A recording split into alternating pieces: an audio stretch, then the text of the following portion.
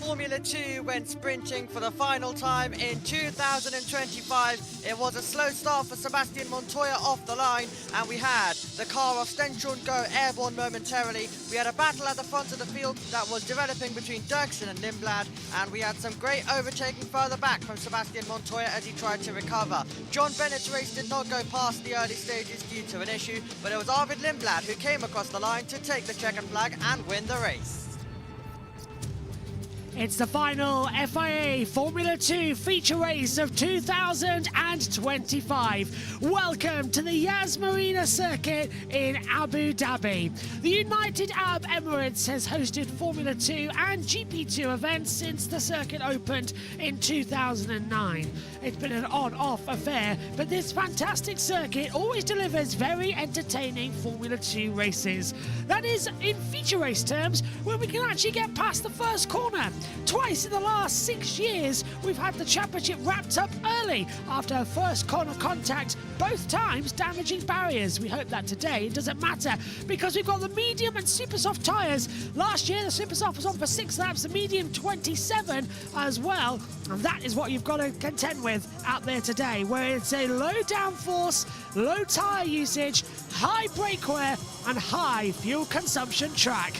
Welcome to the last F2 race of the year. Well, I'm Joshua Birch, and alongside me in the commentary box is Omi, and here we go again, my friend.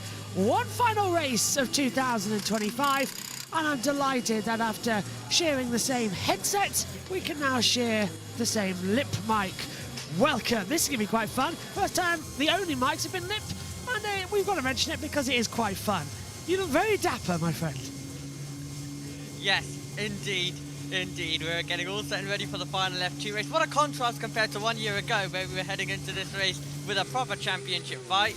Today, no such championship fight because Leonardo Fornaroli's already wrapped it up and he's already had near drama in the pit lane.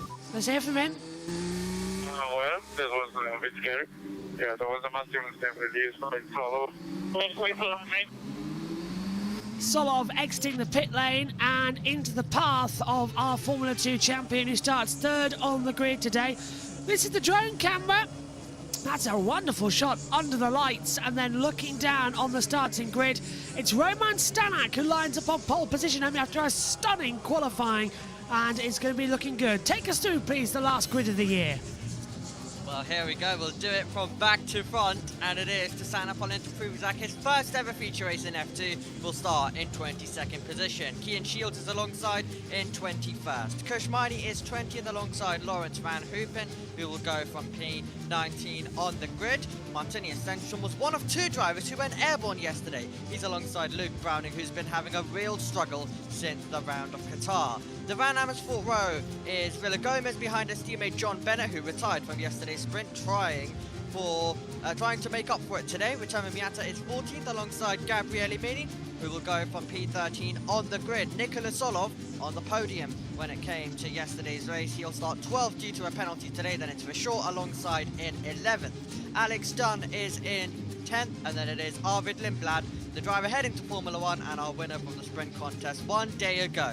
Dirksen is in 9th, and then it is Victor Martins, who got a very poor getaway off the line. Let's hope that's not the case from P7 for him today. Goethe is in 6th, and then it's Sebastian Montoya starting in P5 for Prema Racing as they chase down a win. Dino Beganovic is in P4, our champion of this year. Leo Fornaroli is in 3rd, and it's Jack Crawford alongside Roman Stanek, who starts on pole position.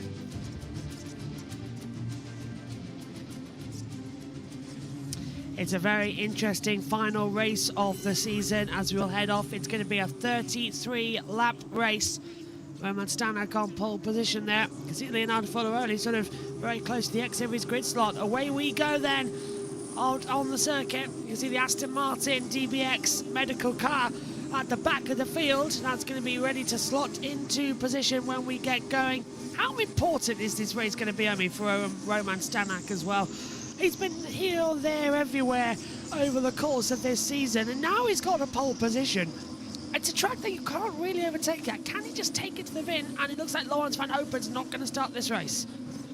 Yeah, he's in the pit lane, so a bit of a shame for him. It doesn't look like his race will begin. But yeah, he's had to play the team game at a couple of rounds, but today he's got a chance because the championship's already wrapped up. So it'll be interesting to see what Roman Stanek is able to do. The start will be important, and so will the pit stop phase. Let's hear what our pole sitter has to say then after qualifying brilliantly on Friday. You know, it's been a great year with Invicta, and I'm very happy that I could be the part of the team in the 2025 season, and delivering the team's championship together with Leo alongside the new champion of Formula 2 would mean a lot to me, and great memories. I hope once I will be older, in a pension, 60, 70, I will have it on my shell and have a memory of me once racing in F2 in Abu Dhabi, and Bruno Michel gave it to me. So will be good, and I'm very happy, and I'm the only Czech in Formula 2, so yeah, I'm proud of myself. It's impossible, I mean, not to like him. He's such a likeable chap. He's an honest chap as well. Sometimes his racing can be a bit questionable, but he's a decent guy. Yeah, such a great driver on the circuit, such a great chap, as you also mentioned as well, off the circuit, and that is what makes racing drivers. We absolutely like it. Let's hear from It's Foloroli. been a great year, mate. Let's finish it up on a high. Have a good one. And have fun. It is the last day of school. It's the last commentary of the year for us as well. We don't get to do anything else after today, and it does feel like it. Oh, Jack Crawford, a 10-second stop-go penalty has been given, and it is because the team mechanics were still active on the grid, Omi, when their 15-second signal was given. Well, that's the driver who was set to start, well, is starting in second place with a 10-second stop-go penalty. Huge drama before the final race of the season has even begun. So, well, Roman Stanek has a little bit extra comfort now, as well as he lines up in position on the grid. He lines up on pole position with the car slightly pointed. His teammates right behind him. Already it's an Invicta 1-2 if you had to take Crawford out of the equation. Behind, we'll get Dino Bogdanovic in fourth, Sebastian Montoya in fifth position as well. And they are really not happy down there at Dams, are they, Omi? They're not. The Constructors' Championship all still yet to play for as well. Let's see whether Invicta can wrap it up. One final race then. Here's the drone camera to look back to the lights. The green flag waves its eyes for the final time this year. 3, 4, 5. Hold your breath. Lights out. We're racing in Abu Dhabi. It's a great start from Leonardo Foloroli. He's going to go behind. He's dropped back in the second phase. Crawford's going to have the inside line. And look at that. Bogdanovic takes her on the inside. He's back up to third. Foloroli got a great launch. But in the second phase, the clutch didn't get away from him. He's dropped behind as the making it through. Montoya on the inside line as well, with Ollie Goethe forcing him right, and that's Victor Martins is now battling with as well. Down to the hairpin at turn 5 we go. Stanek leads, Crawford second, Bogdanovic third, Foloroli fourth, Durskin in fifth, but that's even under question because Lindblad's right there as well, Omi. Right behind him is Ollie Goethe, and Montoya's dropping down behind Martins. Yep, absolutely. Red Bull Junior's going for it at this moment in time. Montoya looking to try also make the move further back in the field, but it was a great getaway for Stanek. Here comes Bogdanovic to the inside of Crawford. That's very low on the brakes. He's going to make it stick, and Foloroli almost losing his front wing. Off the track goes Montoya, has to cut the chicane at 6 and 7. The two Red Bull drivers going a bit sideways as well, as Lindblad forces Goethe wide. Montoya now under pressure for Gabriel Mini, who's made a storming start in towards turn number 9. Look at Foloroli defending the inside line. Joshua Durskin going to try and hold it around the outside. Can he hold it stick? He's got the momentum, he's got the drive, and he's done it! Round the outside of turn 9, a stunning move, and off the track goes the side of Arvid Lindblad, drops behind Gabriel Mini. Yep, and he's trying to come back straight down the Whoa. inside. That's going to be brave. And Crawford is immediately going to be coming in to serve that drive-through penalty as well, the 10-second stop-go, I should say rather. And Dino Beganovic, when he did get through on the circuit, so he's already moved up to second place. But that was a bit of a hectic start for Formula 2. It was a hectic start for Formula 2. That's what we like to see. Crawford's coming into the pit lane. I'm not sure our timing tower has activated just yet, so we'll see what's happening at the present moment.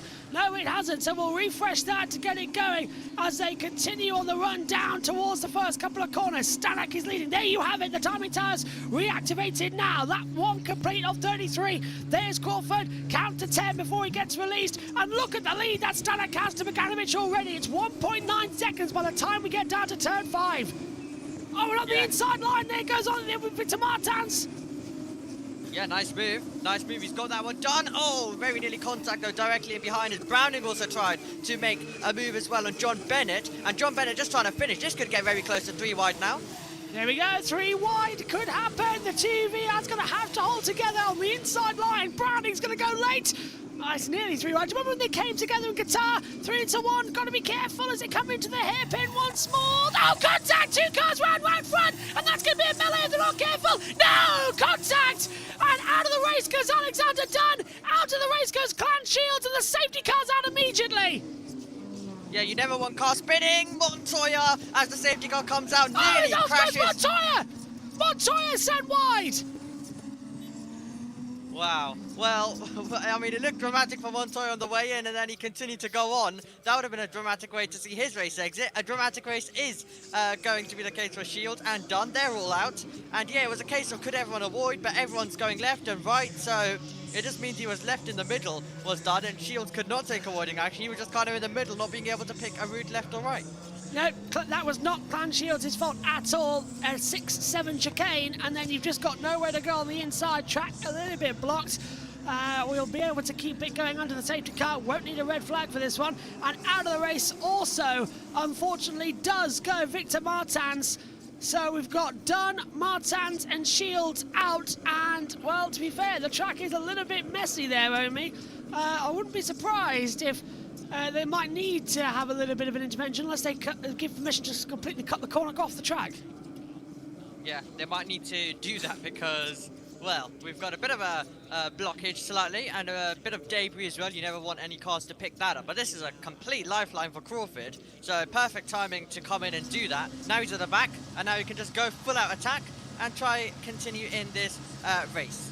If I was Jack Crawford, stay out a bit longer and try and pick up the advantage of betting on a later safety car, because that was the result of 2 cars spinning on the front. I wanted to see that again, actually. Actually, how was Victor Martins stopped before? What's happened there, then? Martins has stopped on the entry into turn 6, way before the accident's down at turn 7. Here's the start, though, Amy, from lights out. Yeah, now this feels long ago with everything that has happened ever since then. Absolutely a terrible launch again for Victor Martins like yesterday, so he didn't go anywhere from P7 on the grid. Beganovic is able to send his way past Leo Fornaroli, that's P3 at the moment. Fornaroli tries to come back but can't do it, so it's all looking good then for the leading group. And it's going to be a bit of a battle that will start to develop between Arvid Lindblad and Ollie Goethe. Nicolas Sola was also trying to recover further up the road as well. But all is good in terms of everyone's trying to just make some overtakes, but then the contact will start to come later on. Tell you what, it's a stunning start from Joshua Durskin as well. He really forced his way back up. He's currently running in P3, but stunning getaway there. Is this the drama between the two Red Bulls? Look how close Montoya got to Martins as well, losing his front wing. Yeah, so this was still on the opening lap. It was quite a wild opening lap because you had about 2 by 2, everyone's sending lunges, everyone's sending dive bombs. Montoya actually had to scamper over the road on the opening lap of the race. A few cars having to go wide on the exit of 7 as well. And then this is the start from Leo Fornaroli. Just not the best start, and then a car coming up the inside of Beganovic at that moment. Exactly what I said. The initial drop of the clutch was great. You got a great bite point, great launch, but as soon as you feed that clutch down, the car just sort of bogged down. And so if you're watching the onboard, you can see he gets a great initial launch, gets very close to the back of Stanek, and then the car just drops back from him, so gets no traction whatsoever. Look how close he gets on the back. Perfect start, really, from Roman Stanek, but there's Durskin on the outside, look. Just slipping through on the inside. He's already dealt with Ollie Goethe and Arvid Lindblad. Now he's right in the back of Leonardo Fornaroli. Fabulous stuff. Cars can cut the track, by the way. Cars can cut the track at the 6-7 chicane. And I know, by the way... Oh, here it is, actually. Right, let's take a look at it. Montoya on the inside line of Lindblad, but it's all going on further back. What happens to Martins? Let's see. Well, Martins just sort of falls back down the field. So that's how Victor Martins at the 6-7... Well, I know that was rubbish commentary, but we had to understand it because we were looking. So Dunn catches the curb, but Martins has already gone into the spin of his own accord. So Martins has already spun. Dunn's now in the middle of the track. Everyone else goes wide to avoid him. Martins now reversing back down the circuit of momentum. And Clan Shields with absolutely nowhere to go, completely unsided. And Dunn and Martins isn't noted, but Martins looked like he just spun on his own. It looked like there was no contact because Dunn had already touched the top of the curb. Yeah, absolutely. And yeah, it was definitely a bit of a weird one seeing Martins just go behind. So we all had to quickly understand how on earth did he end up in that position. There was a lot going on at that moment. And then a few seconds after that incident, then we cut over to Montoya nearly completely crashing, and then once again just going deep, and then he nearly spins it again. This was wild. He got on the curb at the exit of the ulterior pit lane. That loses traction. Did well not to hit Lindblad off the road, but then he's on the dirty line and the car just twists round on him on the exit. He did very well there not to end up in the Pirelli barrier like Lewis Hamilton did in practice yesterday. Yeah, great job. Great job from Sebastian Montoya. But that was quite a lot happening at that race start. So behind the safety car. And Stanek's just doing what he needs to. So he's putting together a good drive, and so is Beganovic as well, gaining the positions. Dunn's got a 10-second. It's a 10-second time penalty, but he's no longer in the race, so I don't know if that means that it carries over to the next race. That's another factor you've got to remember. Marshall's doing incredible work here, look at that. The track looks completely clear. And there's where the medical car is now situated, on the ulterior side of the circuit. It's there because that's its normal place, because there's a cut-off between the pit lane. So this Yas Marina circuit works is where turn 6 and 7 is, there's a loop back to the start-finish line here. So it's not a long walk back for the drivers. Yeah, not a long walk back, and well, at some circuits you have to just sit there and watch till the end of the race as well. None of that here, luckily, for the drivers on that specific occasion. So, well, we've already lost 4 then. We already lost 4. And we've got 18 still left to try and entertain us throughout this race. Yeah, that's not going to be a problem at all, is it? On Grand Prix Sunday, when there's a World Championship on the line in Formula 1, you want to try and have this go a little bit, you know, excitingly. At that 5. So Stanek, Beganovic, Durskin. Watch out. I really think Joshua Durskin's got something here. I really do. A stunning start, up now into P3. He's got an advantage, I think, to possibly try and win this race. Add into that as well, Roman Stanek. Stanek's got something there. Yeah, we mentioned with Duxon yesterday quite a few times about his pace. So he was challenging for the win yesterday, couldn't quite do it. Had to settle for second behind Lindblad. But we did mention that, you know, he won the feature race here last year. So while the championship battle was going on, Duxon came across the line to win this race, this exact race 1 year ago, the feature contest, and he's got a chance to do so once again. And while the champion may be crowned, we've still got a bit of a battle going on for second place in the points battle, but Bashaw and Crawford both outside the points as well. So right now that's not going to be changing at all from yesterday. Safety car's ending. Ah, good news. Safety car will come in at the end of this lap. Well, that's what we needed. Stanek now really needs to give it the welly and see if he can keep off Beganovic. Dirtson's going to try a great restart here. I've got a feeling that this is going to be something quite special. Stanek's going too early. He's lifting off the pace and he's backing them all up, coming through the hotel section. That's not smart, Roman. Through the hotel. Gas it, the exit. Green flag's going out. Gas it now. Gas it now. Go, go, go, go, go. You're still not doing it. You're going to leave yourself vulnerable for a jump here. You have to go. He's hit the gas coming into turn 15. That's not smart. That's going to give them such a slipstream out the last corner. Look at Durtskin. He's on to the back of Bogdanovic. Green flag back out here in Abu Dhabi. Down towards turn number 1. Stanek leads. And look at this already. They're all still trying to warm their tyres up. But everyone's so backed up. And look at that already. Diving through on the inside line. Turn 1. That's a very good move from Rafael and Villagomez. He goes wheel to wheel with Luke Browning. Browning getting forced out wide. Through turn 2. They're still side by side. Browning has the inside line through 3. Down into 4. And Villagomez still holding off wide. Round the outside, and he's done it. Stunning move from Villagomez.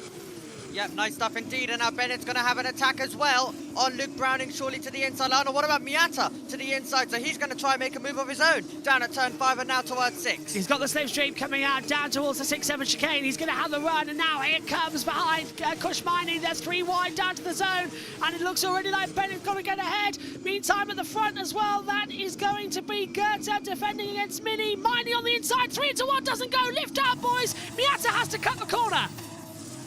Does indeed. So now Kushmani's going to try stand on the power and take advantage of this. So it's going to be exciting to see what's going to happen. Meanwhile, 5-10's in it. So next time when we open DRS, there could be a chance. Here comes Mini. Mini trying to go around the outside of Ollie Goethe. Goethe beautifully defended, but goes a bit too wide. That opens the door. Mini slips on the inside. Off wide goes Ollie Goethe. Comes back on the circuit in a very crunch point. Mini knew he was there, but he's got the move. But will that be deemed as forcing a driver off the track, though? That's a question.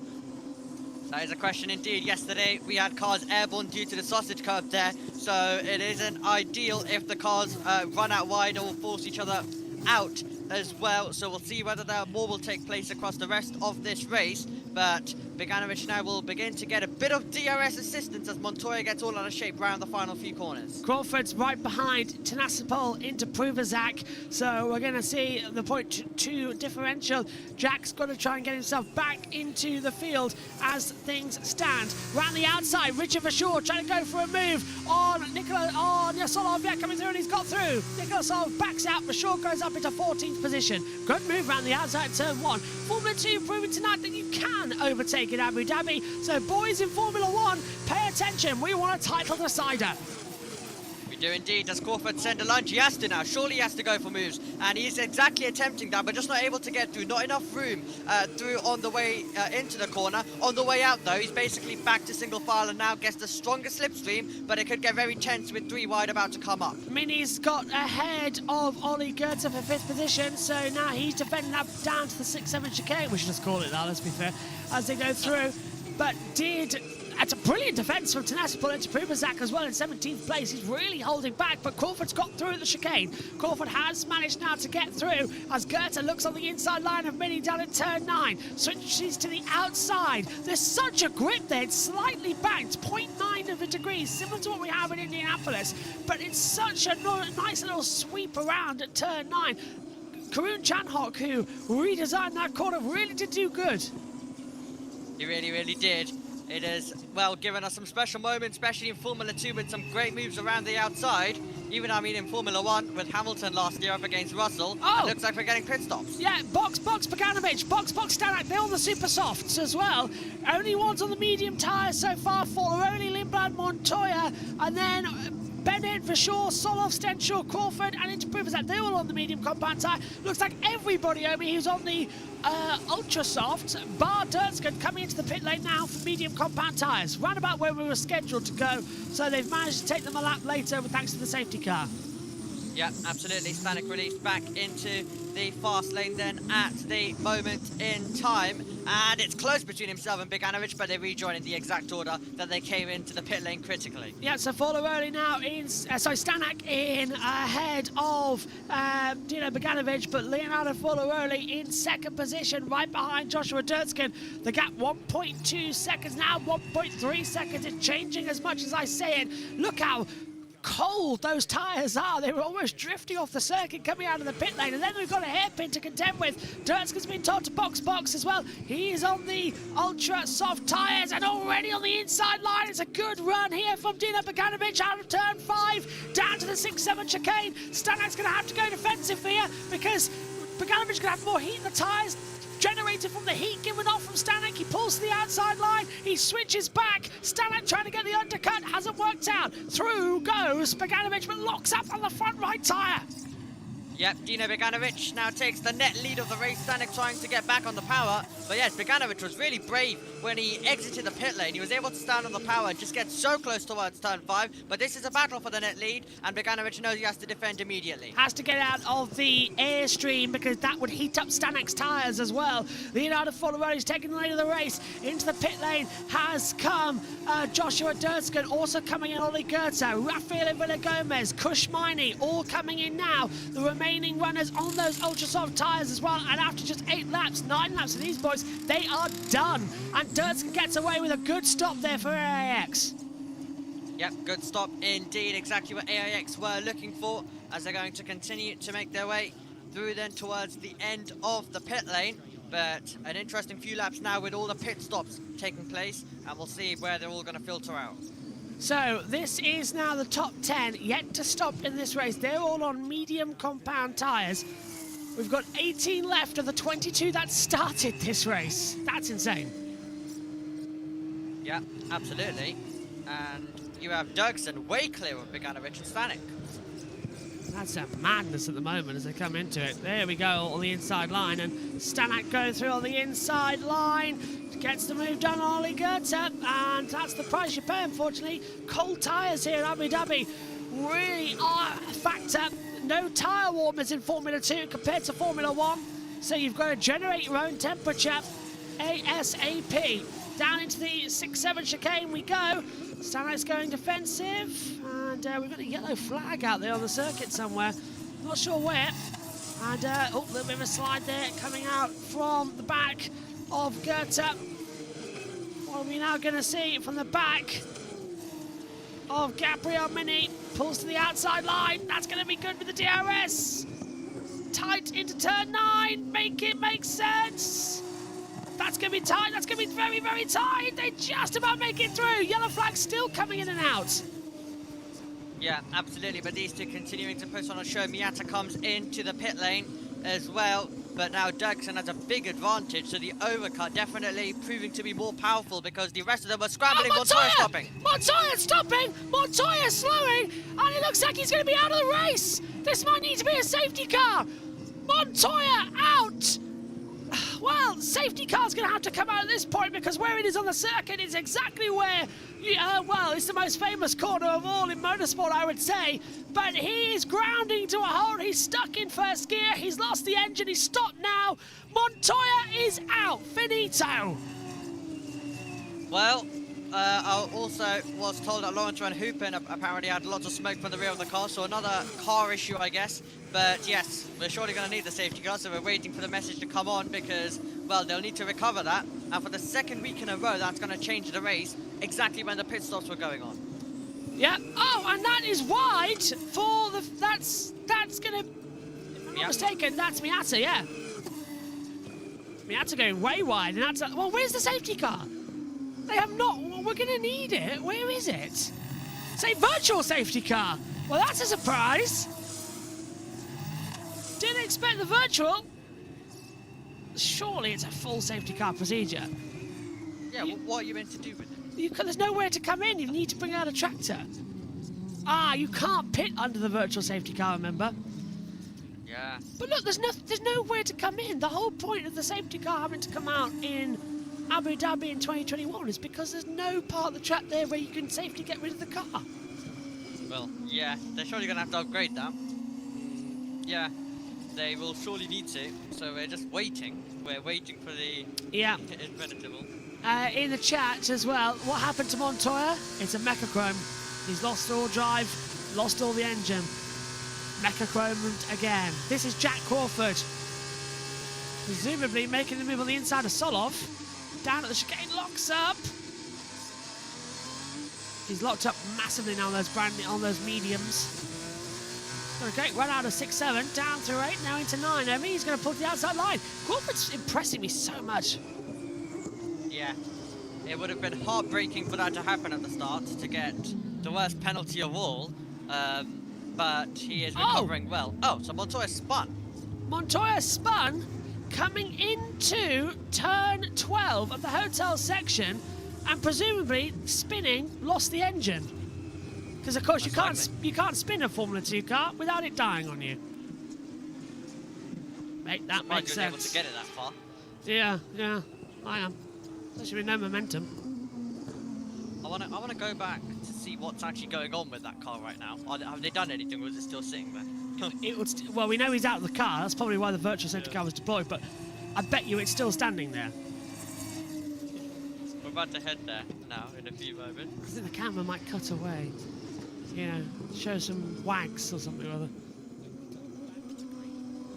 Come on, is that car still there? If it is, it needs to be a safety. While the marshals are having a debate about it, there is an infield. There is somewhere to push it in quite quickly. So Yes, it is. So they've dragged it a few meters. Yeah. On, and they're trying to now get it in. This is a safety car matter, in my opinion. Another virtual safety car slows everyone down without budging them up. But in fairness, I think a virtual safety car helps the medium runners more than a safety car. If the safety car comes out, that kills their strategy because they're locked in. So I think a virtual safety car keeps everything fairer, especially for Fall Early who's on the longer run. Yeah. Guess just the way things work out as well. But reacting to the virtual safety car will be so important and will be so critical. So it will be interesting to see how that's all going to play out, whether anyone can get the jump on another driver. We very nearly had the F2 Sprint decided yesterday by it, but Dirksen unfortunately didn't get it to perfection, meaning that there wasn't actually a battle for the win on the final lap. Safety cars deployed, as expected. Well, it's just... Are you okay? I just don't get this race control.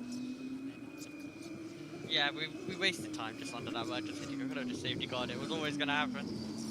It's like race control is... I can't make sense of it. I really can't. It should have been a full safety car straight away. Yep, I think everyone is definitely fearing for later on. I think. This is the practice for later on. Oh god. I'm saying right now it will be. He's already crashed once this weekend. Lewis Hamilton, lap 52, lap 52, into the wall. You know, safety car, red flag, standing start, restart. Everyone on new tyres. Go, go, go. A standing start would be absolutely wild for a few laps to go like they did in Baku and in Australia. They're not going to fall for the 2021 trap again. If that situation happens, it will be instant red flag, and we know it. Yeah. But yeah, Megan is still rooting for Oscar Piastri. Nina is rooting for Lando Norris, and I'm annoying both of them by going with Max Verstappen. Just got this weird feeling he's going to find a way to do it. Don't know what it is. It is Max Verstappen. Yeah. But, you know. It's just. I mean, come on. It's always Max, isn't it? Right. What's going on? This is under virtual safety car. Pagano is locking up. Mate, you just went and then brake. That was when the restart was on. Yeah, I called him out for that. Yeah. You can't go, then suddenly brake. It backed everybody up. That's how accidents happen. I called him out on that. Yeah, so this was as we were about to get going. He was backing the entire field up, braking, pushing at that precise moment. But yeah, we are now behind the safety car in this race. The Aston Martin safety car directly there. And we are waiting to resume this contest, lap 13 out of 33. Oh, what's interesting here is the fact that the field's still not bunched up together, like it was in Qatar. They're all still sort of holding together. The safety car came in Qatar before the situation was done. Yeah. Crawford's back in play here, by the way, in 5th place. So that's something. That 10-second penalty, as these two safety cars have really saved him. He's back in play. So he's the luckiest man in the F2 paddock this weekend. As Forlaroli on lap 12 complete. This is lap 13 of the race. Our lap counter shows laps completed.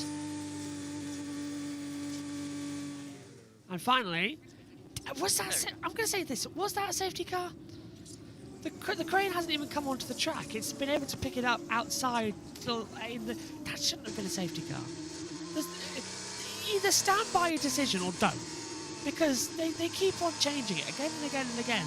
These timelines change. Yeah, I guess if it was so simple, then they could have just done it with VSC, but the only thing is the VSC probably would have been like minutes long, so you should have just committed with the safety car at the start, because that's what the incident looked like, rather than wasting time.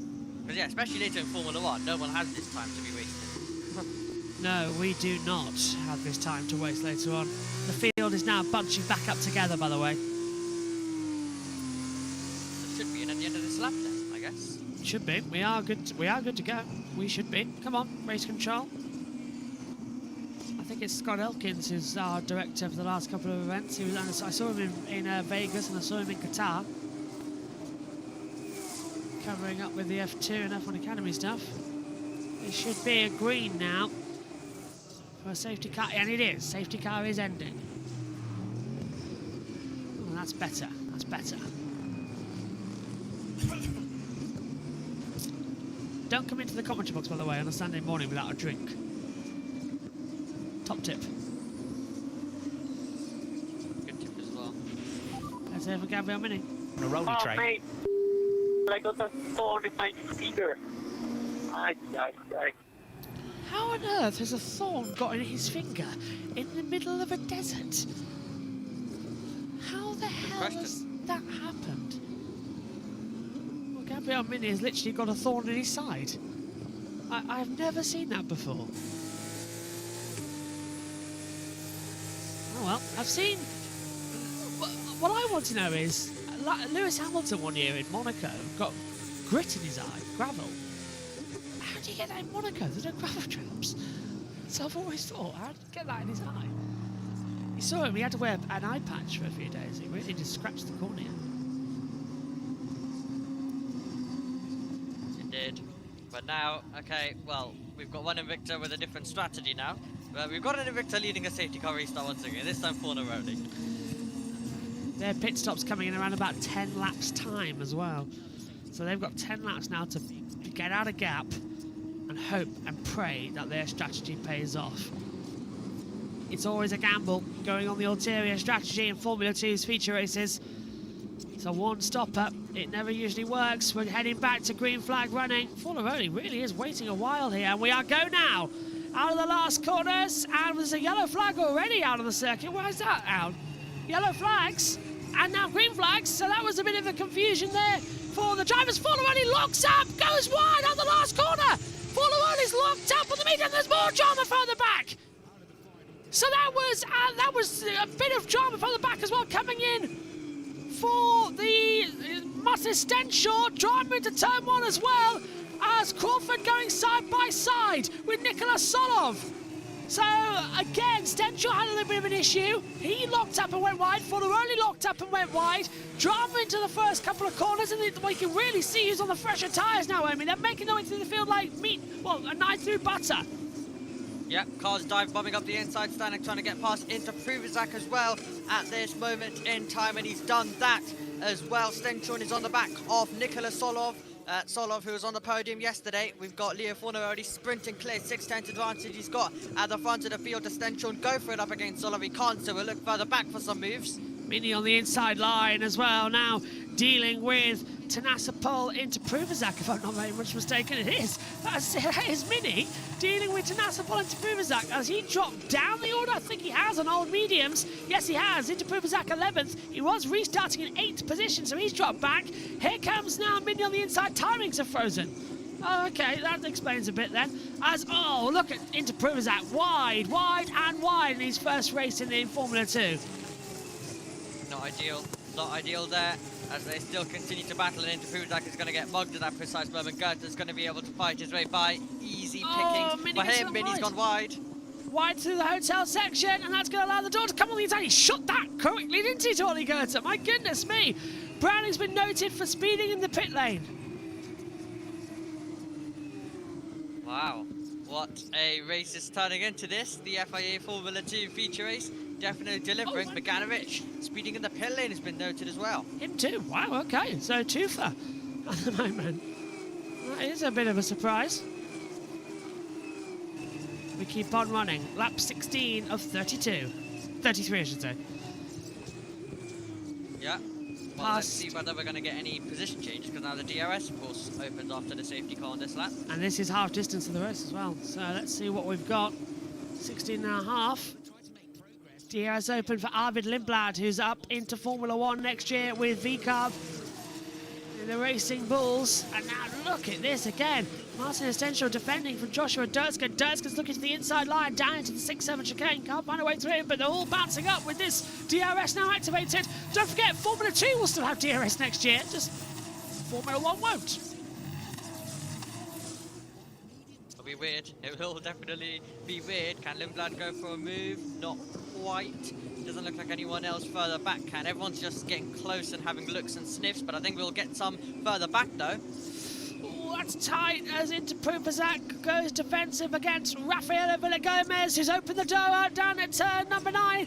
Villagomez trying to find it around the outside now to the hotel section into Prupazak's got bad tyres. That's not where I'd be on the outside line. Cut the camera for God's sake. Here we go. And he's through. Well done, Rafael Villagomez. Great move with superior skill. And that TV direction needs a bit of a slap on the wrist. This was Leonardo's lockup. Yeah, so this was as we restarted. Luckily didn't lose the position. We had that last year in Qatar with Oliver Berbert and Joshua Dirksen on a restart. In terms of position change due to a mistake around the final corner, but not quite this time, just a mistake from Fornaroli, as meanwhile Crawford could not really defend too much on the way through the corner, but then on the way out he forced off the road Nicolas Solov as they went battling, and they all made their way wide off the circuit, just outside of track limits momentarily, but they will continue on. Meanwhile, Arvid Lindblad, 0.6 of a second. Luke Browning's got a 5-second time penalty, but Arvid Lindblad is trying to close down the gap, and also at the same time Vashaw's trying to get past Bennett as well, so plenty of overtakes could come our way. If you already mentioned that Browning time penalty to come through as well, he's got 5 seconds added as Vashaw dives on the inside line, gets ahead of John Bennett. Dina Bogdanovic now also getting a 5-second time penalty. Oh, that's what you get for speeding in the pit lane, I suppose. Oh, look at this. And Fornaroli's lost a lot of time. Round the outside goes Arvid Lindblad. Down at turn number 9. Hold it on the outside. Put your foot down. Come on, you've got the traction, but Fornaroli's got that inside line to go defensive. Yeah, just not fully alongside. Too much to do what Dirksen did earlier on in the contest. And Lindblad, well, his position was what Fornaroli's doing right now, defending yesterday. Today he's attacking, trying to get back into P1, but of course still has to make that pit stop. So it's a bit of a different race compared to what the sprint contest was one day ago for Lindblad. But this race is actually getting quite exciting with plenty of position changes incoming. Crawford's going to try and get past Bennett as well in a few moments. So this race is set up right now brilliantly for the end of it. And in terms of pit stop, Dirksen, Bogdanovic also still together on the racetrack. The drivers who have made the pit stop and are the net leaders out there on the circuit. But Bogdanovic, of course, has that penalty which we need to remember. Yes, that's true, but this is Arvid Lindblad, who knows how to win in Formula 2, knows how to have the traction. Let's go. We are pulling on everybody. We need more. That's Leonardo Fornaroli's message to come through. I'd say at the moment, Lindblad, if he gets lucky with a safety car, he could have this advantage in the race. Yeah, all it takes is another safety car to completely transform whose favour the race is going in. Crawford getting closer to Bennett, so that could definitely be a move. He's going to the outside. That's going to be easily done, actually, down to the 6-7 chicane. Very nice indeed. But look at the train that's starting to form behind them as well. This is getting a little bit worse of rush hour traffic. It is. It is just that slight bit at the moment. Lindblad, once again, just can't get through. But, yeah, the critical thing is Lindblad doesn't need to waste time fighting with Fornaroli. They've both got to try pull out together. Basically, it saves each other's races later on. What's really weird about this circuit in the day is that you have to deal with the shadows. And that's a big problem down towards turn number 9, because the grandstand covers half the track just in the braking spot. So as soon as you turn in, you're suddenly blinded by the sun at that part of the track. But also, when the lights are switched on, you get no shadows because the track is just massively illuminated. For those of you who don't know what it looks like, if you've never seen an on-track race, imagine a football pitch at night. It's that level of brightness. This is the back of Dirtskin with Stenshaw down. Oh, and Stenshaw just twitching through one, and he goes off the track. That's going to give Dirtskin a good run up through two, and he's twitching again. Stenshaw's really losing the rear of that car. And I think he's going to be vulnerable, maybe even down to turn 5. Definitely through into 6 and 7. Dirtskin now can sense this. He smells blood in the water. He'll dive to the inside line, gets a nice exit, and now watch as that DRS will open. Stenshaw's a sitting duck here.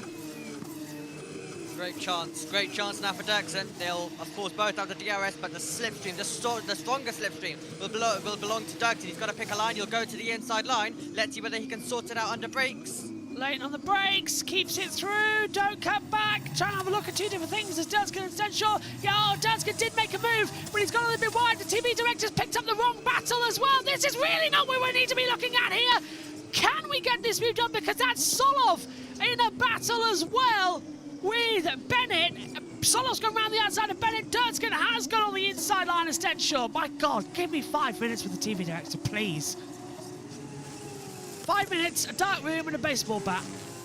All I want for Christmas this year. Dirtskin trying to go through. Go on. Yes, Beganovic, Stanek still together, so they need to try to stick with Dirksen in this contest right now. Crawford is setting off on Vashaw. Now remember, Vashaw and Crawford are battling over second place in the Drivers' Championship, so that is still yet to be decided. So it's a battle between who's going to be the runner-up. Miata's got a black and white flag for track limits as well out there on the circuit at the moment. Lap 20 of 33. Fulleroni leading, Lindblad second, Vashaw third, Crawford fourth, Solov fifth, Bennett sixth, Dirtskin seventh, Stenshaw eighth, Beganovic ninth, Stanak in the points paying positions in 10th. But it is Dino Beganovic who has the net lead of this race as the top 8 are yet to stop in this race. And now we're really starting to see it as well as they come down over the last couple of... Oh, Fulleroni again locks up, and here comes Crawford on the inside line of Vashaw. Fulleroni's completely off the track at 6-7. You have to cut the corner, you'll have to give that time all back. It'll give Lindblad some momentum, but Crawford, yes, has been able to get through. Does Vashaw, can Vashaw buy this one? Remember, as you mentioned, this is a battle for second place in the championship, and Crawford's going to be able to stay ahead. Vashaw can't quite fight back. No, can't quite get through there. Couldn't find the momentum or the traction, so that is a tiny bit of a shame as this battle continuing on. Let's have a replay. This is on Lindblad. Lindblad just locks up and decides completely to cut the chicane. I'd be surprised if Arvid didn't say something on the radio. Yeah, even though all the times been given back, you won't probably be too happy about that. Every single advantage a racing driver can get, they will take it. This was Jack Crawford on the brakes, late on the brakes, getting it slowed down and being able to get to the corner all sorted and stand on the power and find himself in that P3 position as they come over the line now for lap number 21 of 33. Dirtskin behind Bennett as well. This is now the battle for 6th position as they come through turn 1. Let's hear from Roman Stanak. Prime option runners ahead are starting to drop a little bit. They should have another 6 or 7 laps before they stop. Go on, then. Go on. Go on. Go on. I know where you're going with it. Go on. Well, I mean, the Invictus, I can tell other people are starting to pick up on that. Here comes Lindblad, though. We might be about to see a change of lead into the 6-7 chicane. Down on the inside, and he's through. Brilliant move from Arvid Lindblad. He takes the lead of the F2 feature. Dirtskin's on the inside line, making his move on John Bennett, also at the 6-7 chicane, and he is through. And Fulleroni's fighting back with the DRS round the outside into turn 9, and Fulleroni retakes the lead. Lindblad didn't expect that. A second detection point and a second activation point. That was a surprise. Wow. Pass and repass, what we like to see. Meanwhile, Stanek's going for up against Stenshaw. Looks like he's got that move all nicely sorted and done. So remember, Stanek trying to just stick with Beganovic and Dirksen. Beganovic has that penalty, but they're all just trying to maintain with each other in terms of the drivers who are on that same bit of strategy. As you take a look at a replay of what Arvid Lindblad was able to do and then what Fulleroni was back able to do down towards 9. Lindblad dives on the inside, super controlled on the brakes. So what happens? Does he have an oversteer? I think he's just got the DRS. That's the superior pace. 2 tyres on the same age, and Forlaroli with no fear. No fear Forlaroli, that should be his name. This is Stanek. Is that Stanek passing Bogdanovic? Well, he's having a go around the outside to 9, but Bogdanovic keeps ahead. No, Stanek has got ahead. So that looked to be Stenchel. I think the graphics got it wrong. Oh, there for God's sake. Somebody smack the TV director today. Typical. Just typical.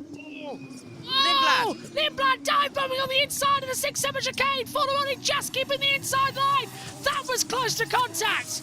How did they not hit? Look, oh, and that's Bogdanovic making run off the circuit now as he's being under pressure from John Bennett. And now Forlaroli's gone to the inside line. Round the outside goes Lindblad through turn 9. Lindblad's got the traction round the outside and he keeps leading the race. Finally, he passes Forlaroli. Yeah, that was dramatic. Lindblad went for the latest of latest sends up the inside. He wasn't anywhere close to move, but sent it like it was a bit of an emergency overtake for Lindblad at that moment. But he's got the reward. He's been able to get through. But these two fighting are now bringing Crawford into play. So Crawford's now coming. Vashaw will start to come as well. Stanek has got past Bennett. I think Bennett's made a slight mistake out there on the circuit, but he'll continue. But yeah, that was a mad couple of corners across the entire field with the amount of battling that we were getting as we go on to lap number 23 of this race then, and it is progressing very quickly. But look how late on the break this was so far back. So far back, and is that good? They stayed on the track, but that's Lindblad taking a bit of a risk. A lot of a risk in my book. Yeah, in my opinion, is the last lap, 33rd lap, last lap of the race type risk. Yeah. But it isn't. But, I mean, yeah, fair play. I guess they kept on the road. He didn't hit his rival off, luckily. And they continued the battling. But, yes, definitely keeping us entertained, these two drivers. And as were these two on that lap as well. Bogdanovic trying to go around the outside of Joshua... I'm going to stop talking now. John Bennett. And this is how Lindblad was able to pull around the outside. He pulled Forlaroli's trick on him. Basically, yeah. As they continued battling further back, Bogdanovic and Bennett, and that is how Bogdanovic got through as well.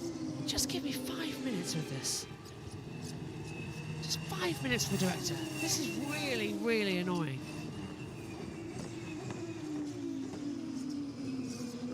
Because we're trying to work out what the battle is, and we're seeing completely the wrong information on our screens. This is not what we need on the last day of school. You know, everyone's brought their toys in. Everyone's getting ready. You know, it's a nice, calm day, and then we're going to get going. Tell you what, though, this is going to be quite an F1 race later on. Join us 11:30 UK time. Lights out at 1 o'clock. A 90-minute build up to the race, and we've got the full house in. Myself, Nina, Megan, Omi, JT, hopefully going to be joined by Jake Sanson. He's going to be here if he can. They've flown him out to Saudi Arabia for the final F4 race today. He did race 1 remotely, and then they've flown him out overnight for race 2. So he's back in Saudi at Jeddah, I believe. So if he can join us trackside, he will. This is Crawford, yet to stop on the back of Forlaroli. He moves to the inside line, down to the 6-7 chicane, late on the brakes, and he goes through. Nicely done. Oh, but a little bit of oversteer. Now watch Forlaroli, Omi, get the DRS. That run. Yeah, let's see. The fight back incoming.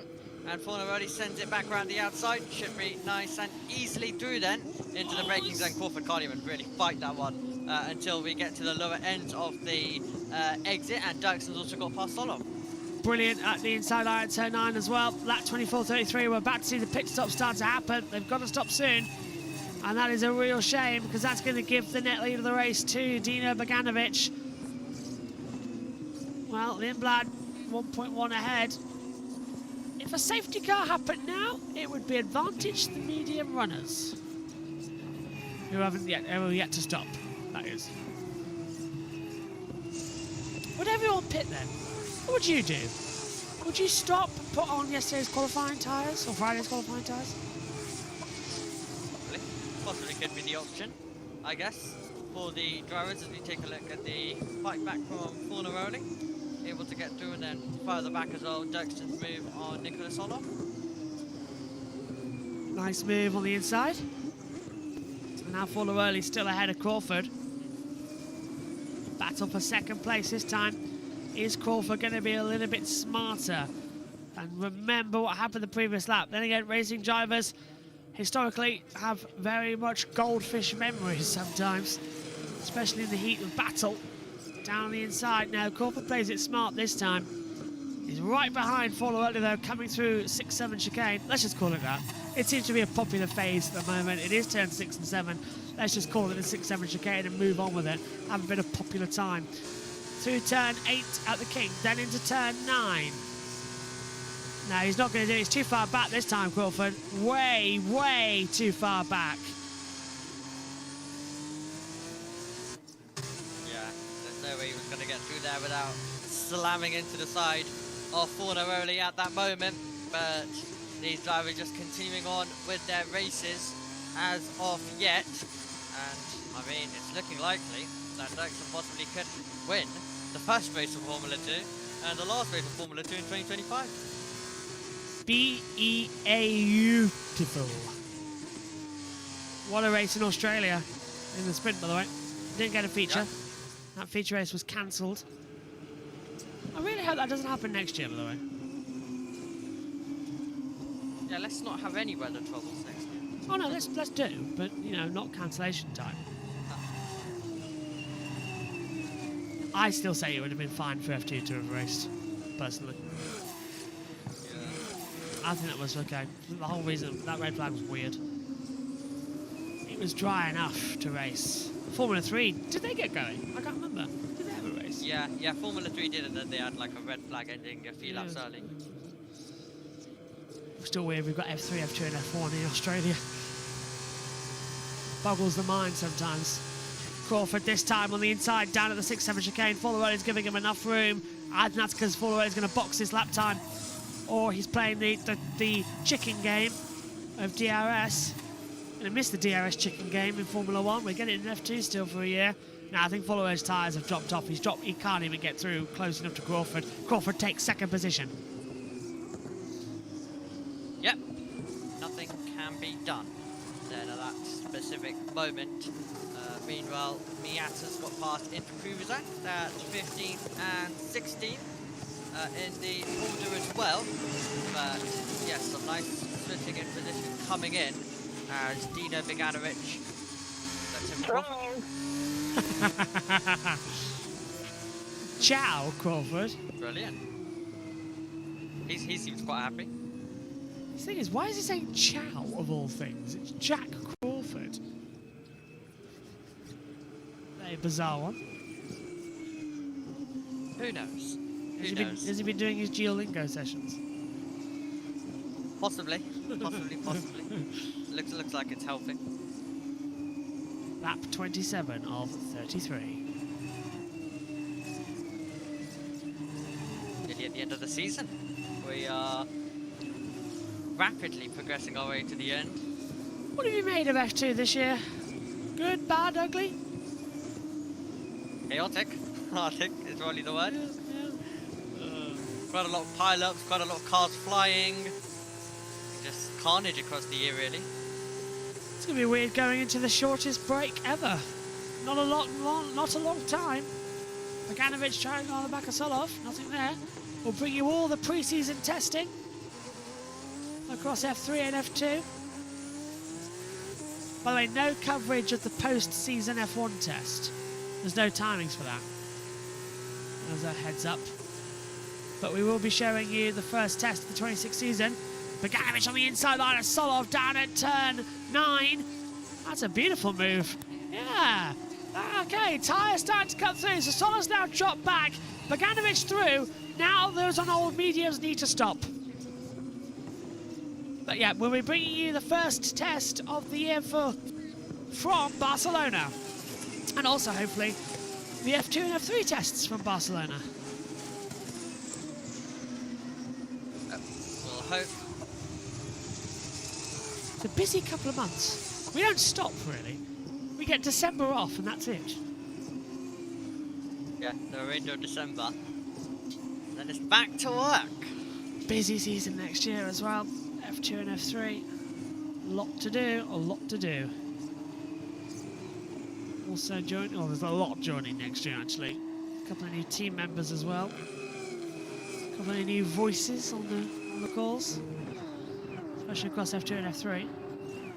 Amy, you get a few more leads. How was leading practice 3, by the way? I didn't ask you. Great TikTok, by the way. You've blown up on TikTok. Viral. Yeah. And not for a negative reason this time, which is good. It seems like. Yeah, it seems like more people like the work this time around for F3 With the lip mic, it makes all the difference, doesn't it? Yeah. A couple of overtakes starting to happen now further back, outside of points paying position. Stenshall trying to pass with Goethe, so there's a couple going on. This is on board with Roman Stanek on the inside line. It's Solov down at turn 9. He can't make that move stick. Downshifted mid-corner, that's weird. Not a lot of traction there, I think. Okay, regroup, try and go again. And just see where you can have a bit of a pushback. Lindblad, 1:41.809. Last lap time was the fastest. Lindblad's last lap time was his fastest of the race. He's still pushing on those tyres. And is that Solov into the pits? It is. Solov boxing.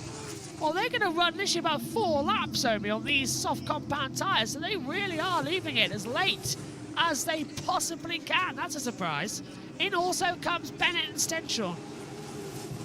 Yep, absolutely. So we get the pit stops now beginning to come into play. And we see the tyres then change as well. One person, of course, to a wheel in Formula 2. And Solov is released back into the fast lane. Of course, stepping in for Pepe Marti for the final 2 rounds. Who, of course, had that huge accident yesterday in the Formula E. It was great to see him, though, walk away from it. Yep, miscommunication with the radio. We're under the full course yellow. It was counting down and he just didn't brake. So we'll yet to see what that's going to be like. 5 laps to go in the F2 season. Flashing up on the top of the monitor there. And it looks like that this incredible F2 season is going to come to a close. Is Crawford going to be a bit smart here? He's only in 2nd place, but he's got the time. I'm trying to work out what the gap is. Lindblad has 9.5 seconds to Boganovic. So this is Boganovic's race, really, isn't it? We can accept that. Actually, is it Dirkson's? Because he's in 5th. Yeah, it's Dirkson's. Dirkson's got the lead of the race now. 7.6 in that case. Well, Solov infringement in the pit lane has been noted. To be fair though, Durskin deserves it. He made a stunning start off the line. Pulled to the outside, got ahead of both Solov and Lindblad and Goethe. He just shot through right at the back of all the roller immediately. So yeah, Durskin's done a good job today. 1:41.3 was his last lap time. 1:41.1 was Lindblad. So he's saving his tyres, but Lindblad's still pushing like a bat out of hell on that lap time graphic. That's insane. Absolutely insane. Crawford's yet to stop, and he's doing 1:41.131. At the moment, he's the fastest man on the track, Jack Crawford. His tyres older than anybody. Well, he's definitely utilising them, isn't he? In the Pruzak in the pits then, as well, as he completes his first, or gets ready to complete his first Formula 2 feature race. And we now look over to Dirksen, who's getting onto the back of a Shaw, but yeah, Dirksen net leader, Lindblad's box at the end of this lap. Yeah, box for a race, sprint race winner yesterday. And now he's going to be in for a ultra soft tyre compound with 4 laps to go. Is he into the box? It's lap 30 now. There'll be 3 laps on those tyres then. Not too bad at all. Dirt's on the back of a short. The gap now is still 7.9. Lindblad Lindblad boxing now. Arvid Lindblad comes into the box. Forleroli's coming into the box this lap time. Jack Crawford will take the lead of the race, but it's not going to do much. I just saw Van Hopen's car parked at Parc Fermé. So, yeah, that was the leak it had earlier on. So, Lindblad in, Forleroli in. For sure goes through again. Durska now up into P3. He's our net leader, Omi. Yep, here we go then. Pit stops in the pit lane as we expected it to get quite busy. And Lindblad's going to be able to just rejoin the road. Forneroli does the same directly in behind, smoking away as he tries to stand on the power. Nicholas Solov sets the fastest lap of the contest, so it'll be interesting to see them rejoin now. Crawford's last lap time was a 1:49.95. He's starting his push lap. As you said, Stenshaw 1:39.812. He's got the new top with a 1:39.812. Solov did have it, but Stenshaw's taken it away. Battle going on, and that is going to be the move that Joshua Durska is now officially up into second position. He's passed Richard Verschoor. So Durska and Crawford now not separated by a lot. So this is effectively Joshua Durska going to take the race win, Omi. Oh, this is Lindblad's stop. Yeah. Look at the rear.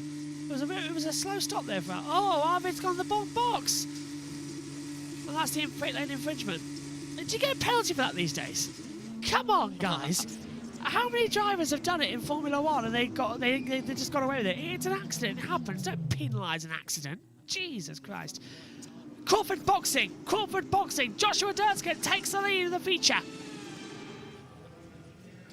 Always had to happen.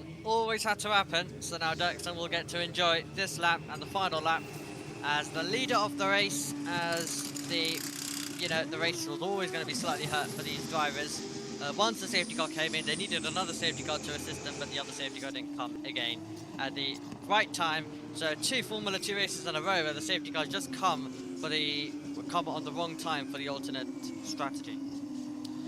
Happens again and again, doesn't it? Sadly, in Formula 2. Here's for sure. Onto the ultra soft tyres.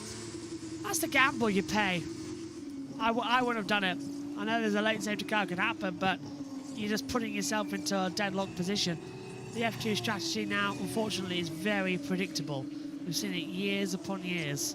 Side by side, though, between Crawford and the outside line of Arvid Lindblad. Lindblad's on the outside. It's over the final points paying position. He goes wide. Crawford goes through, but he's on colder tyres. Lindblad's going to battle him hard for the last point in the F2 season. And Lindblad's gone through. Is Crawford going to get the DRS next time by? Is his tyres up to temperature? They are younger than the already defaulting through the inside line. That's Stanak through now into third place. He gets ahead of Gabriel Mini.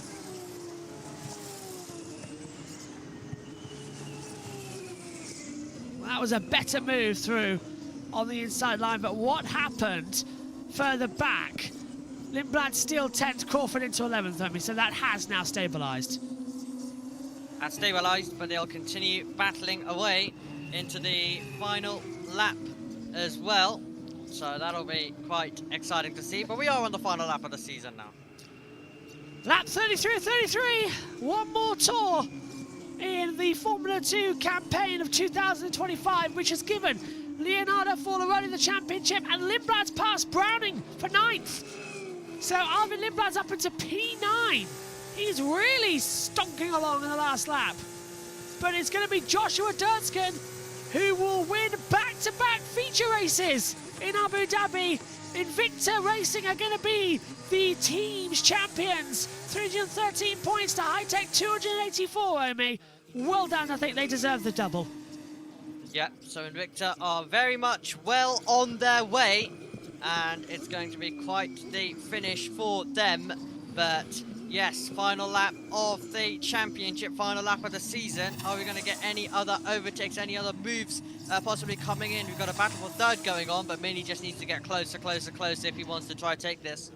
Being noted by Warren that Browning is 3 seconds a lap slower. He's already dropped down into 12th position, and he's got a penalty too. So has Bogdanovic, remember? So Bogdanovic also with a penalty post-race for those pit lane infringements. So this battle right now is over, I presume, second position, Stanek and Mini, but it's going to be Joshua Durtskin who's going to come into the last couple of corners. What a sensational performance he has done here in Abu Dhabi. Joshua Durtskin into the last two corners. He won a year ago in the feature in Abu Dhabi. It's back-to-back feature wins here in Yas Marina. Joshua Durtskin brilliantly wins the final feature race of the year after a stunning start, a great strategy. He takes victory. Stanek in second, Mini in third. Bogdanovic with that penalty will come home in fourth. Goethe is fifth from Villa Gomez. And then we get Maney, Miata, Lindblad ninth, and Crawford does pick up a final point. And Invicta are the team's champions of 2025. They do the double with Leonardo Forlaroli as the Formula 2 champion. What a year, Omi. What a year indeed. Fornaroli, the driver's champion, Invicta, the team's champion, and Joshua Durtskin, once again, the final winner of the season. Hey, well done, mate. It is your race. It is your home here. Good job. Wow, guys! Thank you so much. Thank you, Jesus. Wait, this was so nice. Come on. Last year we won here in the feature race, and now it's a common race. Full race weekend. Come on. Nice. Thank you so much for these 2 years, guys. Really has been so amazing working with you. You're a great people, great team. Thank you so much. God bless. The first time was so nice, he had to do it twice. Brilliant season of Formula 2. This is Jack Crawford, finishing in 10th position. He's gone ahead here. This is the battle. Browning. Oh my word, that's close between himself and Browning through the hotel section, but they were properly going for it. That's the grip that Jack Crawford has. Tried to send it around the outside, won't work there. Bit of a cutback inside line, final corner, and it looks like he got it done. Browning dropped down to 14th place in the end as well. That was quite something. As Forlaroli also did the switch back on him as well. He got back into 11th, so our F2 champion finishes the season outside of the points-paying positions. But let's hear from Roman Stanek now. Pole position, but finishes in second, but he picks up Invicta's F2 championship for the team this year, and that's all on him today because it was Lindblad outside the points. Roman, what job, mate, what a job. That's an awesome weekend to finish the season on, mate. Pole position, and that should be P2 after the penalties are applied, and that's enough to get us the team's championship back to back. What a job, mate, well done. Well done, guys. You deserve it fully. I will always remember this year as one of my best. And not thanks to volumes or poles or something, but thanks to you. What a season. What a season. Joshua Durtskin picking up some rubber there to come into the pit lane. We will go down to hear for the final time this year from Chris McCarthy and Alex Brundle shortly. But Omi, as always, pleasure working with you this year on Formula 2 and, of course, on Formula 3. Yes, has been one fun season, and look forward to it next year again. P3, yes, yes. Let's go, mamma mia, mamma mia. Oh, this is nice. We finish with a good race. Yep. Oh my God. Let's go down then and join the world feed, Chris McCarthy and Alex Brundle. Gabriele Mini came into this Formula 2 season with a tremendous amount of promise. Everybody knew what he was capable of from watching him back in Formula 3, foray into the Formula 2 Championship in 2024, expecting big things of him, and he's delivered big things at times. There have been the moments of difficulty for Gabriele Mini, with Prema having a difficult time at certain phases of the season as well, but he's managed to put together a podium today. Behind, though, this man with an outstanding drive, Joshua Durtskin, took all they could through it further today. Joshua Durtskin will go into 2026 as one of the drivers to watch in terms of the championship, and he confirms that by winning the final race of the season, his second time on the top step of the feature race, and he does it once again at Abu Dhabi with AIX Racing, and what a way to cap off 2 seasons with the team. In Victor Racing, well, they won the Drivers' Championship with Leo Fornaroli on the podium last weekend. This time, it's Roman Stanik's turn to go out onto the podium as he crowns them the team's champions, and that's a perfect way for them to end the season. That's how they would have wanted it to happen, I'm sure.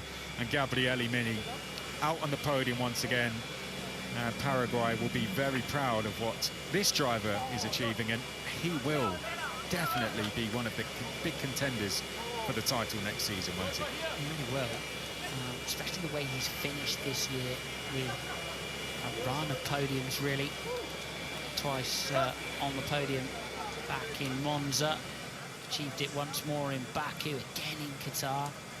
Then it will be back-to-back podiums, signed with a win here in Yas Marina. Yeah, it's going to be himself, Rafa Kamara, and Victor Racing next season. What a team they have there. Gabriele Mini, the Alpine Junior.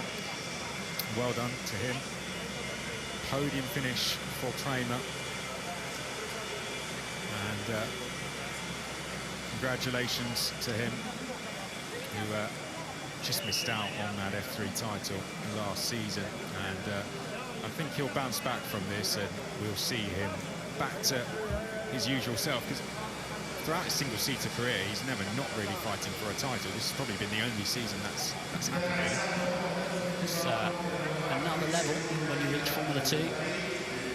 Powerful cars, the best 22 assembled at the very brink of Formula 1. We said it at the beginning of the weekend, just to win a race here is something you carry through the rest of your career, let alone to take a championship, take multiple race victories. And that's why it matters so much to these young drivers to battle for race victory in these final few races of the season. So there we have it. There's your top three. In Victor Racing confirmed team's champions ahead of High-Tech and Campos. Jack Crawford holding on to second in the Drivers' Championship ahead of Richard Verschoor in third place. Joshua Dirksen taking the win ahead of Stanek and Mini. Beganovic with that 5-second penalty only just missed out. I mean, the battle between Stanek and Mini went all the way to the final corner. 0.2 of a second, Beganovic was away. It was close. It really, truly was close at the end between Stanek, Mini and Beganovic. And one more side-by-side moment away from reversing themselves off the podium there. Let's have a listen to the winner with Laura Winter. Joshua, P2 yesterday, a feature race win from P8 on the grid last year in Abu Dhabi. The same again today. There's something about this place you seem to love. Take us into the cockpit, so talk us through it. No, it's really amazing to win the race here, especially it's my last race with AIX Racing, and it's their home race weekend, so it's just a dream come true, to be honest. And it's so interesting that last year I also started P8 and I won the race, and it was the same thing. So when I qualified P8, I had like a feeling, this sounds familiar. So I wanted to replicate it, and yeah, just really amazing. And I don't know, something, just the vibes here, I don't know, make us quick, but no, AIX has done an amazing job, and I'm really grateful for these 2 years together. Yeah, talk us through that. The last race with the team, you've capped it off with a win. How special is that? How much do you owe to the team? It's really special, to be honest. I mean, there can't be any better ending to our chapter together. So when I woke up this morning, I was like, I need to get that win for them, because they have done an amazing job. They have worked so hard, and we just made a really great team together. So I'm really happy with that we can finish this chapter like this. And you bounced over here with the Paraguay flag as well, obviously proudly representing your nation. How much confidence does this give you moving into next season and what you can achieve there? For sure, a lot of confidence, but the work is still not done. I need to keep working. If I want to keep making these results, it doesn't mean that if you achieved it once, it doesn't mean that it will be always like that. So I will just keep working, keep my head down like I always did, and just try my best. You may be quite familiar with it, but go and enjoy the podium. You've been up there before. Congratulations. Thank you very much. Congratulations to Joshua Dirksen, and what a story. 2 8th places, 2 wins. You want to qualify 8th next year then, basically. I think that's the story. He'll be aiming for it. I'm not sure with the margins that they have in Formula 2 whether he's going to be able to achieve it, but absolutely correct. The vibes of this place just seem to suit him, says Joshua Dirksen, and proudly representing his nation of Paraguay. You know, they're very proud of him as he achieves these victories in Formula 2. Bizarrely circular to have him win the first and final race of the year. A little bit sliding doors, that one. 8th position to the victory as well. Let's see what he thinks about it.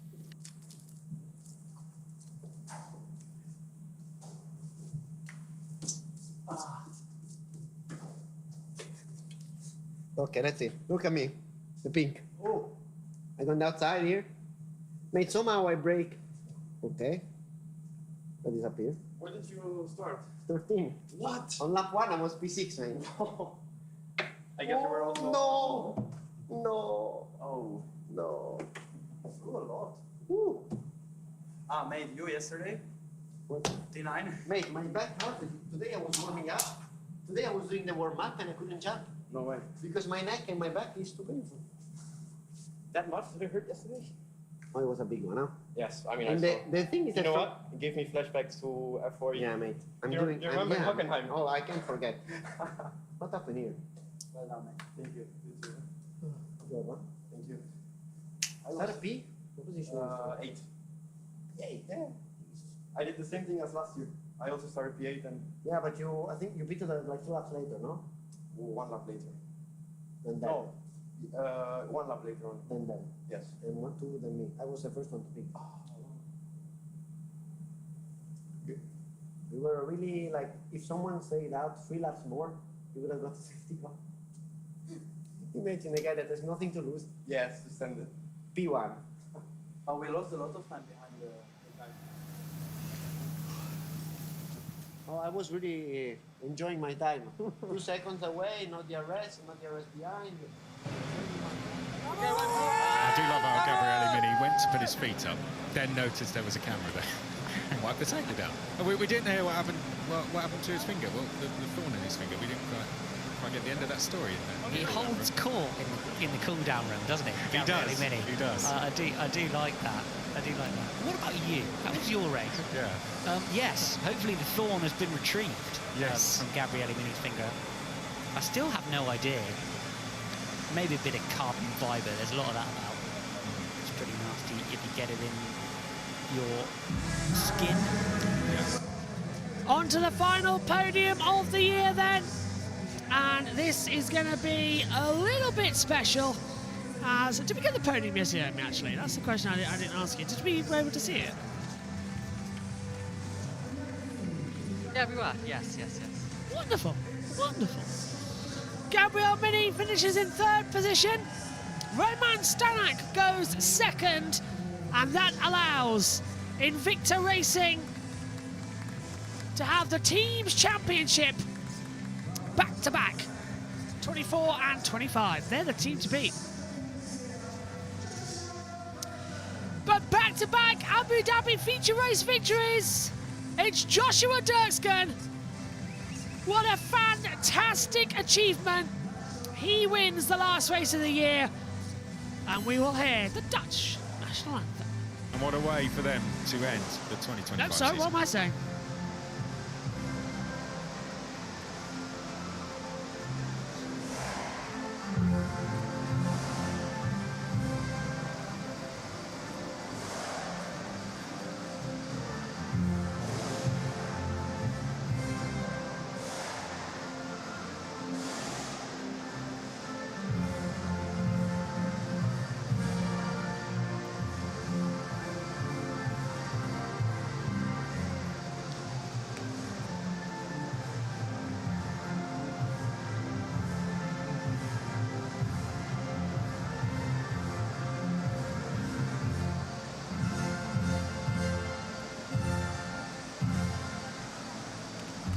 The Paraguay national anthem there. I don't know why I said Dutch. It was the logo on the screen. Confused me a little bit there.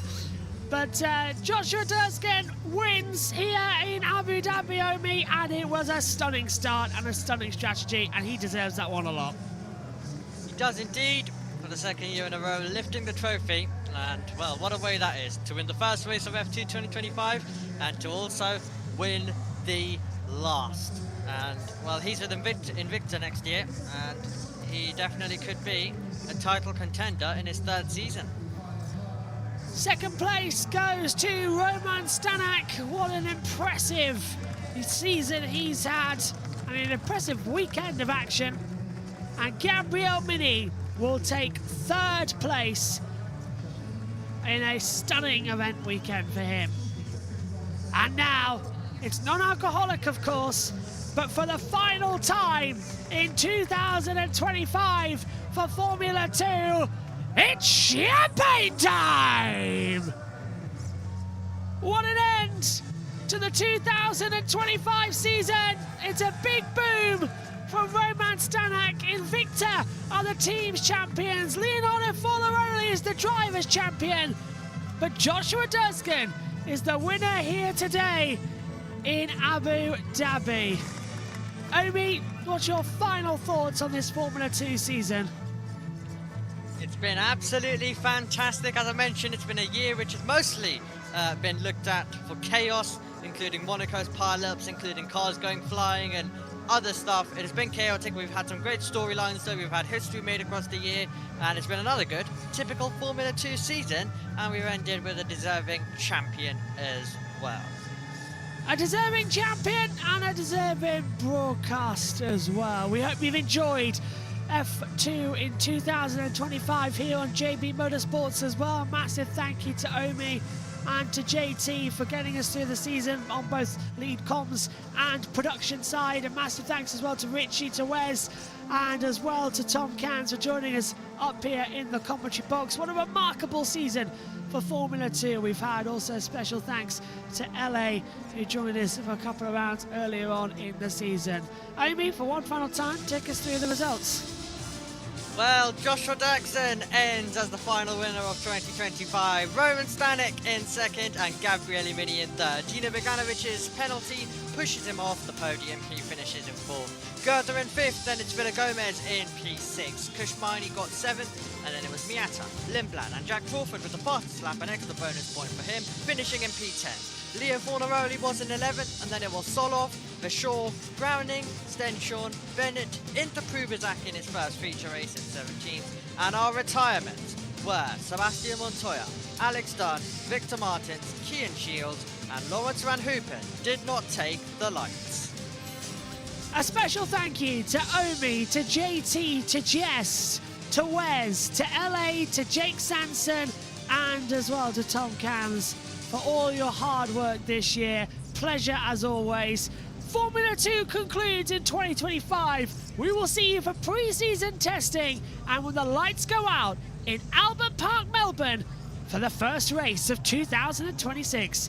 From myself and Omi, thank you for your company this season. Have a very Merry Christmas and a Happy New Year. We'll see you in Melbourne. Bye-bye.